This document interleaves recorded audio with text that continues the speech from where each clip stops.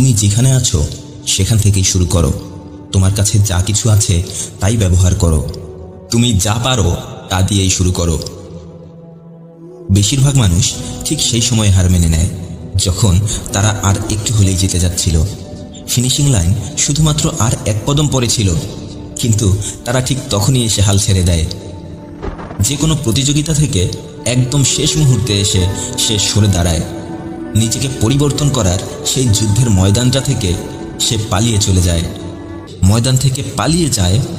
তারা দুজন কিন্তু আলাদা কিছু নয়, তাদের দুজনের পরিচয় একটাই, আর সেটা হলো তারা দুজনই এই পৃথিবীর মানুষ।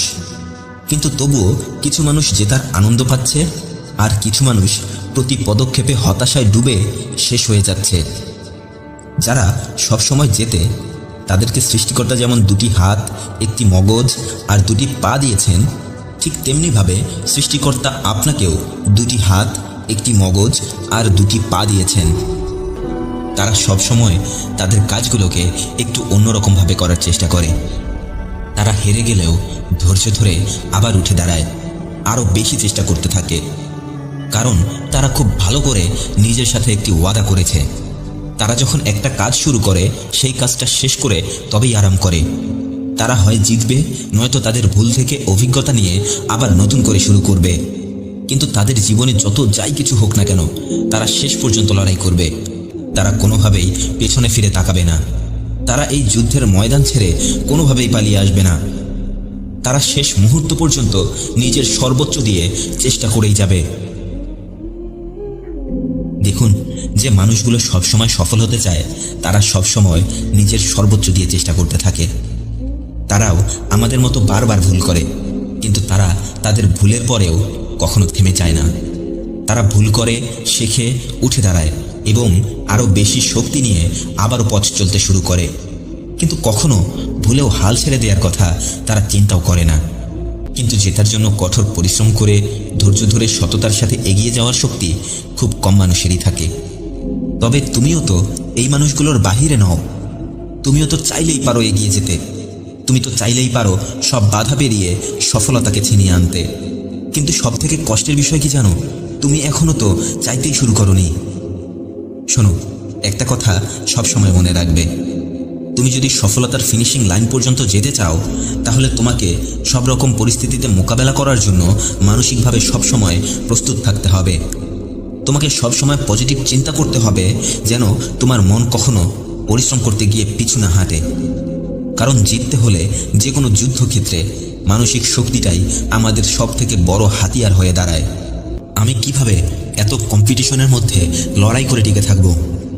আমি কিভাবে আমার এত খারাপ অবস্থা পার করব? না, আমি হয়তো পারবো না। আমাকে দিয়ে আর কিছুই হবে না। তাহলে সফলতা তো অনেক দূরের কথা।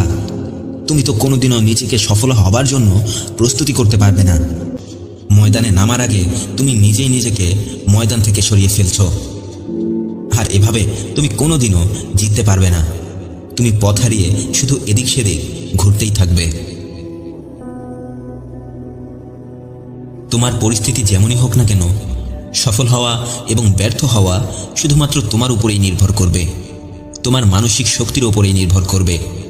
তাই সবার প্রথমেই নিজের চিন্তাভাবনাকে এমনভাবে তৈরি করো তা যেন তোমাকে কনফিডেন্স দেয়, তোমাকে মানসিকভাবে যেন আরও বেশি শক্তিশালী করে তোলে। মনে রেখো, এই পৃথিবীতে কোনো কিছুই চিরস্থায়ী নয়, কারণ সফলতা আর ব্যর্থতা দুটোই আমাদের জীবনেরই একটি অংশ।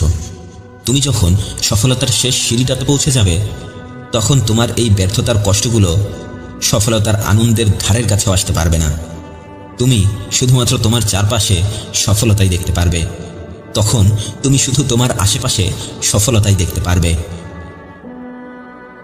যখন তোমার জীবন তোমাকে বারবার চ্যালেঞ্জ ছুঁড়ে মারবে, তখন তুমিও তোমার জীবনের ছুঁড়ে মারা চ্যালেঞ্জগুলোকে হাসি মুখে অ্যাকসেপ্ট করবে।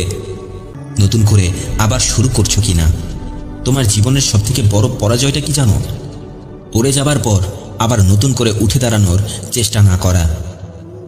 তাই নিজেকে এমনভাবে তৈরি করো যেন শত বাধার পরেও তোমাকে তোমার লক্ষ্য থেকে কেউ 1 ইঞ্চিও সরাতে না পারে, কোনোভাবেই তোমাকে যেন আটকাতে না পারে। তোমার জীবনে আসা বাধাগুলো তোমার আত্মবিশ্বাসের এক একটি পরীক্ষা মাত্র। আর এটা যদি তুমি পার করে আসতে পারো, তাহলে দুনিয়ার যে কেউ এসে তোমার যে কোনো পরীক্ষা নেওয়ার চেষ্টা করুক না কেন, তোমাকে আটকিয়ে রাখতে পারবে না। কিন্তু এরপরেও মাত্র 1% লোক তাদের সফলতায় পৌঁছে যায়, যারা শেষ পর্যন্ত দাঁতে দাঁত চেপে চেষ্টা করে যায়। পথে আসা ছোট ছোট কাঁটাগুলো যেন তোমাকে আটকে রাখতে না পারে। তুমি চাইলেই তুমি জিতে যেতে পারবে, তুমি চাইলেই সফল হতে পারবে, তুমি অবশ্যই পারবে। শুধু সামনে অন্ধকার দেখে পিছিয়ে এসো না, ওই অন্ধকার থেকেই তোমার ভেতরের আলোটাকে বের করে আনো। আর এই আলোটা জ্বালানোর পর তুমি দেখতে পারবে তোমার সফলতার ট্রফিটা তোমার সামনেই সাজিয়ে রাখা আছে। মনে রাখবে, বড় বড় স্বপ্নগুলোকে পূরণ করতে পরিশ্রমটাও একটু বেশি করতে হয়।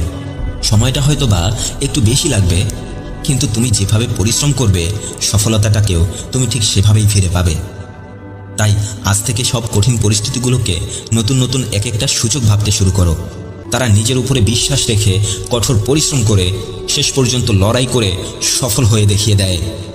মনে রাখবে, সেই মানুষটাই সফল হতে পারে যে কখনো থামতে জানে না, নিজেকে কখনো থেমে যেতে দেয় না।